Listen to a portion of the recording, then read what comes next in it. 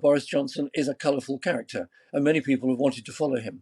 But then you have to look at someone's perceived integrity. And this is where he has fallen down. Absolutely right. I mean, I think whichever of the two candidates, and my working assumption, guided by the polls, is that Liz Truss is going to be the next Prime Minister.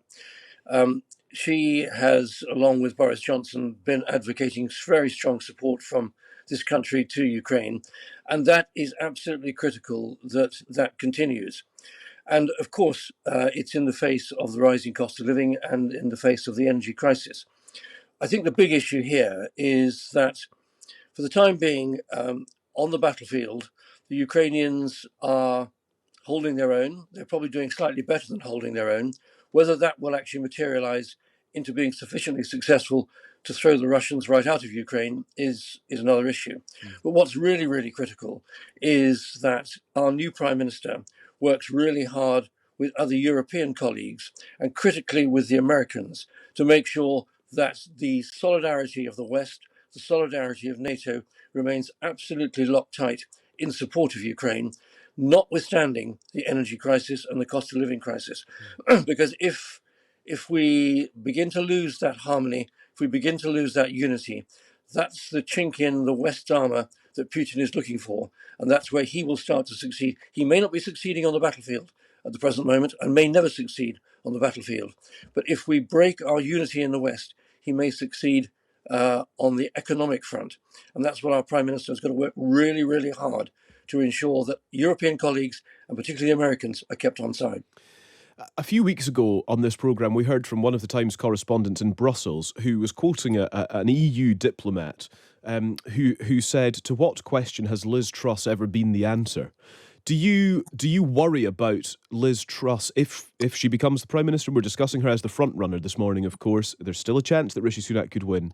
But if Liz Truss should become Prime Minister, do you worry about that kind of that diplomatic reputation that she may or may not have, and that ability that she may or may not have to, as you say, to keep European colleagues and the USA on board with solidarity here? Well, we'll have to judge her by her future actions.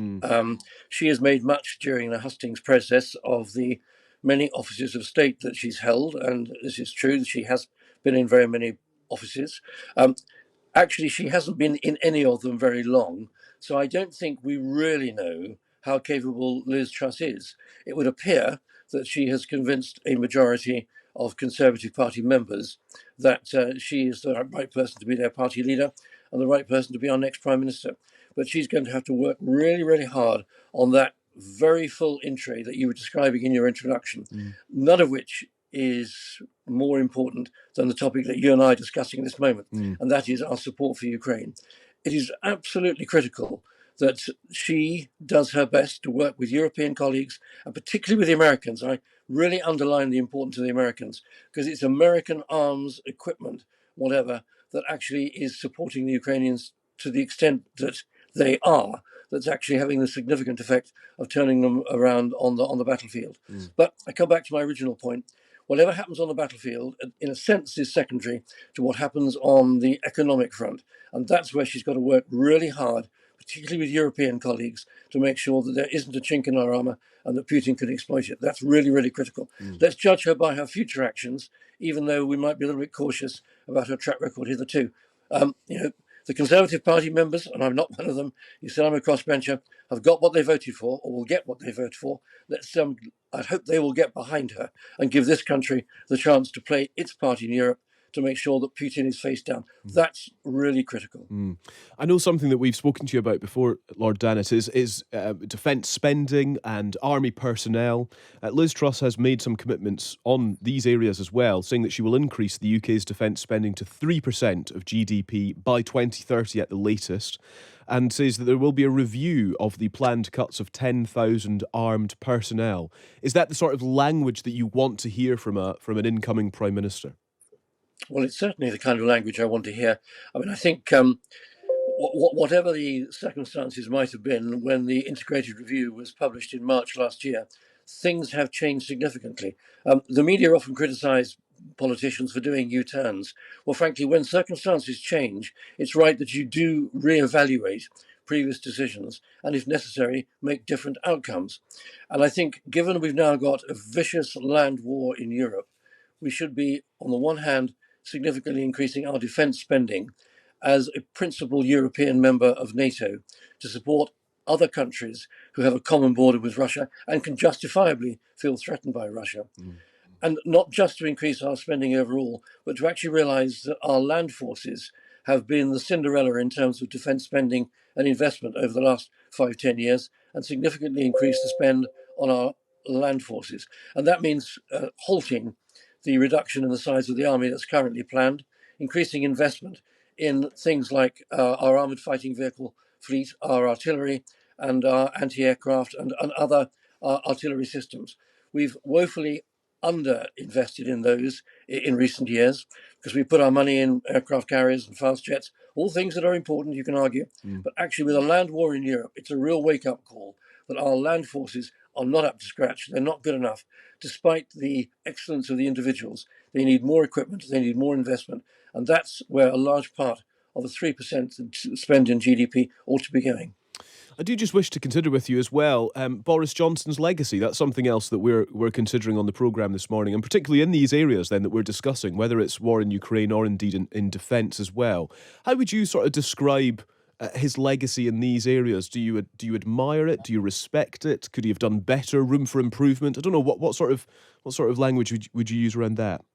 Well, to be perfectly honest, when he was Mayor of London, and I had a certain amount to do with him when he was Mayor of London, I thought, well, Boris Johnson probably is okay as Mayor of London, but heaven help us if he becomes Prime Minister. Now, a number of people look at the various things that have happened over the last 2.5 years and say that he's done a good job as far as our response to the pandemic is concerned. He's done a good job in terms of our response to Ukraine. Well, that's fine. But actually, what's really embarrassing is his own sort of personal conduct. Whenever I'm giving a leadership talk, I invariably finish up by saying the two critical things of a leader are their character and their degree of integrity. Character will determine whether you're going to follow someone. And let's face it, Boris Johnson is a colourful character, and many people have wanted to follow him. But then you have to look at someone's perceived integrity. And this is where he has fallen down. And it's such a shame, in a sense, that he's fallen down in these areas, because it's been very difficult to believe and trust in what he's been saying and doing. And I think that's his biggest weakness as a leader. And I suspect when he comes out of office, if he's honest with himself and reflects, he will realise that he messed up his best chance of realising his ambition to be a strong Prime Minister in this country by a number of the things that he did that's undermined trust in him through a shortage of integrity. That's a real shame. And a lot of people have looked at him and thought, how can he be a serious Prime Minister of the United Kingdom? That's a significant country in the world with a great history. They've not taken him seriously. So let's hope that the new Prime Minister, be it Liz Truss or Rishi Sunak, actually can restore confidence in the people in this country and also confidence in this country amongst our European colleagues and other countries in the West, particularly the United States. Lord Dannatt, it's always a great pleasure to speak to you, and we always appreciate your insight. Thank you very much. Thanks, Callum. All the best. Thank you.